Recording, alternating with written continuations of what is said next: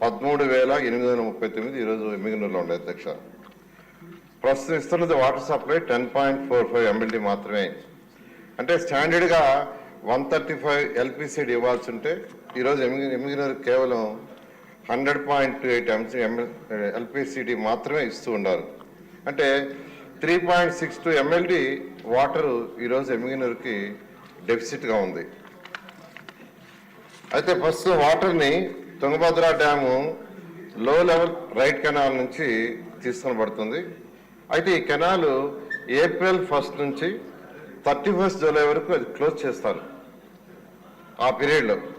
అయితే ఆ సమయంలో మొదటి 40 రోజులు అంటే 1 April నుంచి 10th May వరకు ముందుగా కెనాల్ ద్వారా నింపబడిన 526 ml కలిగిన గుడికల్లు ఇరిగేషన్ ట్యాంక్ నుండి మళ్ళీ 87 ml కలిగిన ఎమ్మిగనూరు SSR ట్యాంక్ నుండి తీసుకునబడి మిగతా 80 రోజులు ముందుగా నింపబడిన పునికనుమ రిజర్వాయరు మరియు గుడికల్లు ఇరిగేషన్ ట్యాంక్ నుంచి ఏదైతే నింపబడి ఉంటుందో దాని నుంచి యాక్చువల్గా సిటీకి సప్లై చేయబడుతుంది. అయితే ఈ సమస్యని అధిగమించడానికి 2033 పాపులేషన్ కూడా దృష్టిలో పెట్టుకొని ఏషియన్ ఇన్ఫ్రాస్ట్రక్చర్ ఇన్వెస్ట్మెంట్ బ్యాంక్ ద్వారా 148 కోట్లతో ఒక ప్రాజెక్ట్ని టేకప్ చేయబడింది అధ్యక్ష. దీని ద్వారా 18.93 MLD వాటర్ని మనం సిటీకి సప్లై చేయగలం. అయితే మొత్తం రెండు తీసుకుంటే అంటే ఆల్రెడీ ఏదైతే 10.5C ఇస్తున్నాం అది ప్లస్ ఇది తీసుకుంటే 2039 వరకు పాపులేషన్ ఎంత ఉంటుందో దానికి యాక్చువల్గా వాటర్ సరిపోతుంది అధ్యక్ష. అయితే ఇక్కడ సభ్యులు అడిగినట్టుగా 2007లో హట్కో లోన్లో ఒక SS ట్యాంకర్ నిర్మించాలని ఎమ్మిగనూరు విలేజ్ నుంచి 19.68 ఎకరాలని, అదేవిధంగా గుడికల్లు విలేజ్ నుంచి 76.25 ఎకరాలని మొత్తం 95.8 ఎకరాలని సేకరించారు. అయితే ఈ ఏషియన్ ఇన్ఫ్రాస్ట్రక్చర్ ఇన్వెస్ట్మెంట్ ద్వారా 148 కోట్లతో ఈ ప్రాజెక్ట్ రావటం వల్ల ఆ ల్యాండ్ని మళ్ళా రిటర్న్ ఇచ్చేశారు అధ్యక్ష, ఎక్కడైతే ల్యాండ్ అక్విజిషన్ చేశారు దానికి.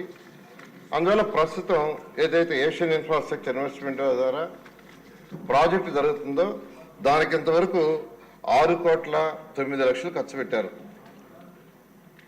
అయితే ఆ ప్రాజెక్టు వారు చెప్పినట్టుగా గత ప్రభుత్వం ఏషియన్ ఇన్ఫ్రాస్ట్రక్చర్ ఇన్వెస్ట్మెంట్ ద్వారా ఏదైతే ప్రాజెక్ట్ని టేకప్ చేశారో దానికి అనుకున్న సమయానికి అనుకున్నంత వేగవంతంగా చేయలేదు. అంతేకాకుండా సభ్యులందరికీ కూడా తెలియజేస్తున్నాను, 2019 ఫిబ్రవరి నెలలో ఈ రాష్ట్రంలోని మున్సిపాలిటీలో అన్ని మున్సిపాలిటీస్కి వాటర్ ప్రతి ఒక్కరికి వాటర్ ఉండే విధంగా చేయటానికి 5,350 కోట్లతో 2019 ఫిబ్రవరి యాక్చువల్గా శాంక్షన్ చేయడం జరిగింది అధ్యక్ష.